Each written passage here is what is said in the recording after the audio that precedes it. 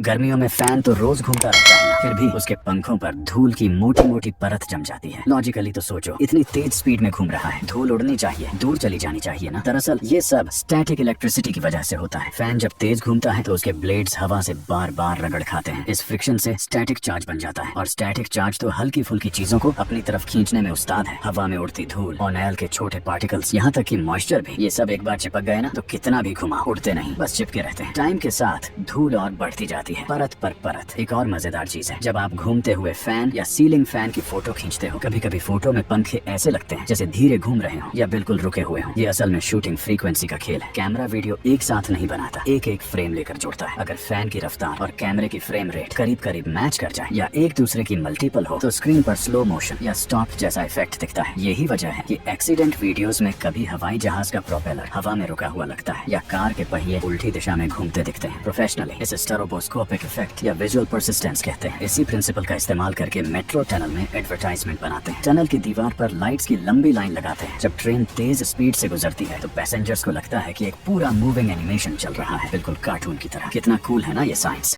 भाई rocket launch का scene है, लेकिन ये आग लगाए बिना ही उड़ कैसे रहा है? दरअसल ये अमेरिका की एक कंपनी की सब ऑर्बिटल लॉन्च वाली ब्लैक टेक्नोलॉजी है। प्रिंसिपल भी ज्यादा मुश्किल नहीं, ये बिल्कुल एक सुपर साइज स्लिंग मशीन जैसा है। बीच में एक घूमने वाला मैकेनिकल आर्म लगा होता है। रॉकेट को आर्म के एक सिरे पर बांध देते हैं। लॉन्च से पहले पूरा चैम्बर वैक्यूम कर देते हैं, मतलब हवा पूरी निकाल देते हैं। इससे घूमते वक्त कोई एयर रेसिस्टेंस नहीं रहता। फिर आर्म को पागलों की तरह घुमाना शुरू करते हैं। स्पीड बढ़ती जाती है। जब स्पीड 8000 किलोमीटर प्रति घंटा पहुंच जाती है, तभी अचानक आर्म को रिलीज कर देते हैं। रॉकेट जोर से बाहर निकल जाता है। इतनी स्पीड देने के लिए इसे सेंट्रीफ्यूज में करीब 1 घंटा घुमाना पड़ता है। 8000 किलोमीटर प्रति घंटा पर छोड़ा गया रॉकेट सीधे 60 किलोमीटर की ऊंचाई तक पहुंच जाता है। ये हाइट ऑन ऑर्बिट में तो नहीं जाती, लेकिन वहाँ एयर इतनी पतली हो जाती है कि रॉकेट अब अपना इंजन फायर करके आसानी से प्लांट ऑन ऑर्बिट में चला जाता है। सबसे किलर बात ये कि इस तरीके में लॉन्च के लिए लगभग 0 फ्यूल खर्च होता है। सब सेंट्रीफ्यूगल फोर्स से हो जाता है, इसलिए कॉस्ट बहुत कम। प्लस एक दिन में कई रॉकेट लॉन्च कर सकते हैं। लेकिन इससे भी पागलपन की बात सुनो, 1965 में किसी ने सेंट्रीफ्यूगल फोर्स से बच्चे पैदा कराने का गैजेट बना डाला था। इंस्पिरेशन आया था वॉशिंग मशीन के स्पिन साइकिल से। प्रेग्नेंट महिला को उस पर लिटाकर सेफ्टी बेल्ट बांध देते थे। मशीन ऑन करते ही वो पागलों की तरह घूमने लगती। इन्वेंटर का मानना था कि इतनी तगड़ी सेंट्रीफ्यूगल फोर्स से बच्चा खुद ब खुद बाहर निकल आएगा। नीचे तो नेट भी बिछा रखा था कैच करने के लिए। कहते थे इससे माँ को कम दर्द होगा। भाई तुम्हें लगता है ये काम करता होगा?